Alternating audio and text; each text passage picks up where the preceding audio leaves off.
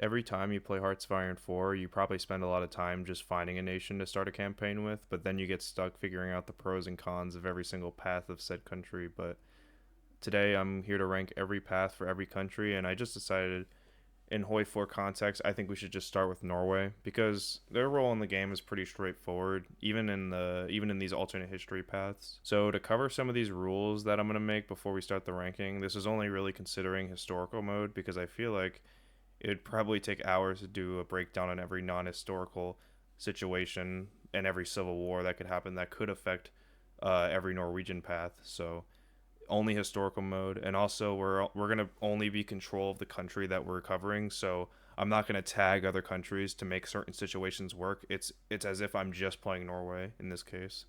But that's about everything. We can just get right into the ranking. So starting at the bottom is the historical path for Norway, which I find very weak. It doesn't really do anything to help you too much in World War II other than just being a part of the Allies. But I mean, obviously, if you're good enough at the game, you could still fend off the Axis. But I just feel like for the average player, doing it as a historical Norway is pretty fucking difficult.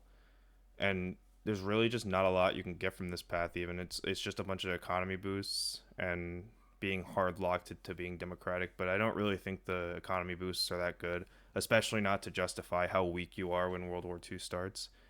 I just don't find it really that optimal. So, and you can't even, when you're locked democratic, you can't up your conscription, you can't manually justify war goals until world tension's at 100%, which by the time World War II kicks off, that's not going to happen. And it doesn't usually happen until around 1941 in the game. So it's just very unoptimal, and I would just avoid this path if possible. But there's just not really a lot to talk about with this one. Just avoid it. At number 4, I have the Resurgent Labor Movement branch, which is the communist branch for Norway. And when I was making this list, when I was writing it out, I really thought the communist path would be a little bit higher. But in reality, it's actually really not that good. But looking at it, you would think it would be, but it's really not. At least from a expansion and power gaining standpoint. So there's actually two ways to play Communist Norway. You can actually compromise or oppose the NKP, but if you do the former, which is just to compromise with them, it allows you to join the Comintern and also gives you a war goal in Finland with a few research bonuses. But I actually think the optimal way to do this would be just to oppose the NKP, which means you're not going to be able to really join the Comintern. But you also do get some war goals on Sweden and Denmark in exchange for protecting Finland from the Soviets during the Winter War, which is basically going to put you on the front line of it. So obviously, I think if you're good enough, if you're good at Hoi 4, you play the game a lot, then this might be a good path because you can get an early enough war on the Soviets. But I don't really think you're going to be that well prepared to fight them, especially in an offensive war. I mean, obviously, you can survive the Winter War pretty easily. The Soviet AI is really bad, but actually fighting the Soviets is not going to go well for you.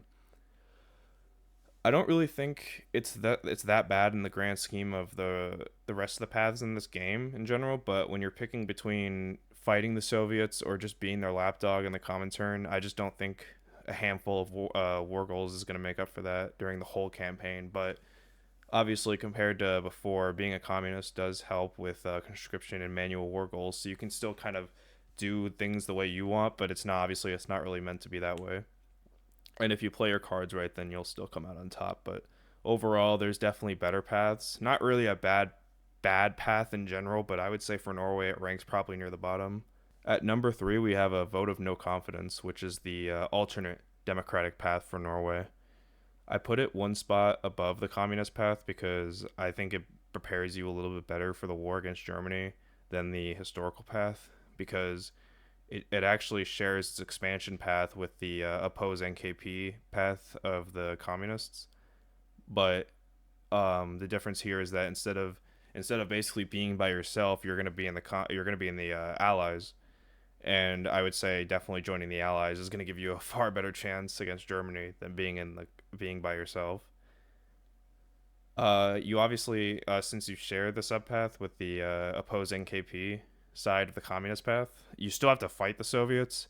But I think the idea here that they were intending was for you to more so focus on Germany, because you're still gonna have to fight Germany. There's unless you're with them, you're not avoiding that in a historical playthrough. So It's more so to put yourself in a better position to fight Germany, and if you can fulfill those war goals before the war kicks off, or at least before you get declared on, it will put you in a lot better of a position to actually fight the Germans.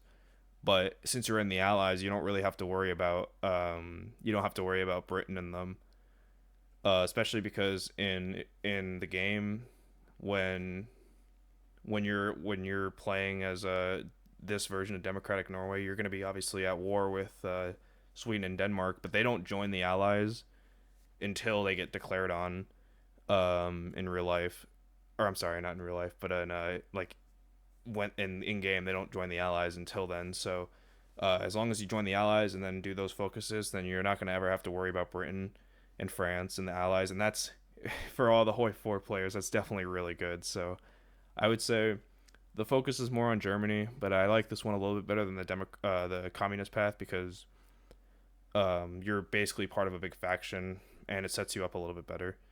But I'd still rank it around the middle. I don't think it's as good as the next two. Not even really close. I think the next two are way better than the bottom three, and I think there's a big gap there. But I would still say this is definitely a good path, and I think for realism, but with a little bit of alt history, this might be the best path for that. At number two, I have Lurk in the Shadows, which is the fascist path for Norway, and it was definitely tough between this one and the first one. I think they're very close. But the premise here is basically just to launch a coup against the democratic government, which, like the communist path, is going to lead you to two different subpaths. And one of them is basically sucking up to the Germans, and the other one is just where you don't suck up to the Germans. Now, I want to talk about the former a little bit because, you know, I mentioned that as a bad thing, like I don't before with the commentary, like, oh, I don't really like it when you join, like having to join a faction and being a lackey, but this version of it takes it way too far. If you join the Axis, the intention of the path is actually not only for you to be part of the faction and more of just a minor, without much capability of becoming a major. Not only that, but you also become an actual in-game puppet, which, I mean, that's just like, why would you do that to yourself? I mean, obviously for role-playing purposes, that's not terrible, but I don't think in an actual practical game anybody wants to do that. So you're basically just becoming a fuck, I can't say that word. Reichsproc, whatever. I'm not even gonna try to say. Someone tell me how to a Reichskommissariat. That's what it was. Yeah, a Reichskommissariat. I think that's how you say that. But yeah, you basically become a puppet and you're just forced into the Axis, and you have to fight the Allies. And if you're a puppet, if you're doing that, you're probably not gonna win World War II. And I don't think Norway can really make too much of a difference in World War II, anyways, unless you're an elite level player. So you're basically setting yourself up to lose, basically. But the other path to fascist Norway is not doing that, and you can basically you could still join the Axis, I think, but you're a little bit more independent. You get a lot of military buffs in exchange for not getting as many research buffs, but you get a lot of military buffs, and you can basically do your own thing and put yourself in a better position. I like not joining. I like joining the Axis and then not joining the wars because it kind of protects you from Germany, gives you a little bit more time. But you can also get these big pile of war goals and claims at the bottom of this focus tree and the next one. But um, the whole part is not being tied to Germany is why I like this subpath, and I would consider this the more like official part of the fascist path. I would say this is more the official path because I think the other one is just kind of sucks. So, but basically with this one, you keep the leader whose name I cannot pronounce for the to save my life.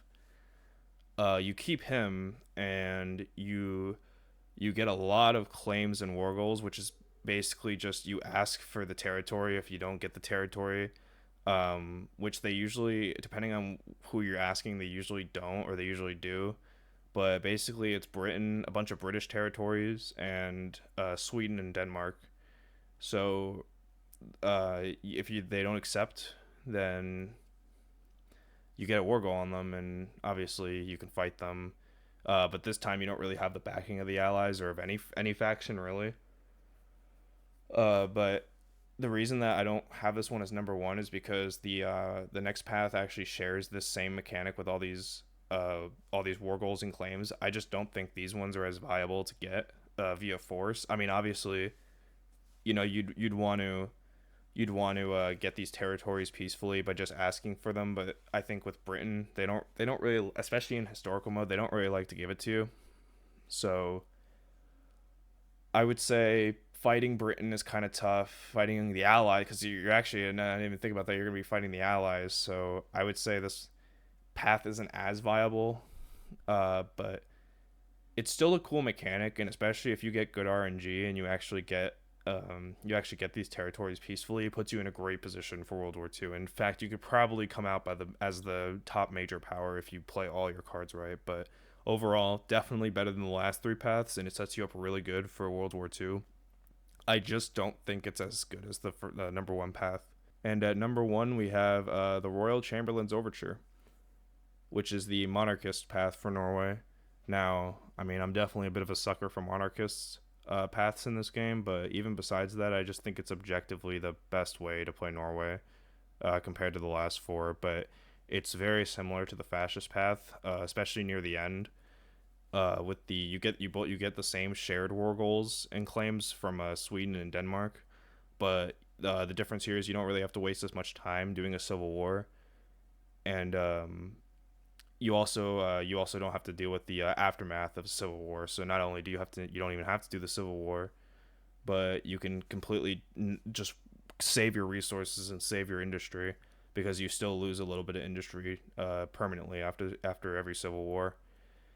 And I just think the exclusive buffs from this path and also the exclusive war goals make this path better, and also the best path of this country. But you probably see the expansion options on the bottom, and you'll think that they're the same as the shared ones, but that's actually not true at all, because when you have two sets of the same claims, so obviously you still have Sweden and Denmark, but then you also get them again with the shared focus path. But what this does is basically guarantee that you're going to peacefully be able to annex them, because you have the ability to ask twice, which is just huge. And that basically is a 100% chance that you're going to get all the territories you want, which, if you could do that and you don't have to even fire a bullet, and the first bullet isn't fired till Germany declares on you, because with this path, Germany will declare on you.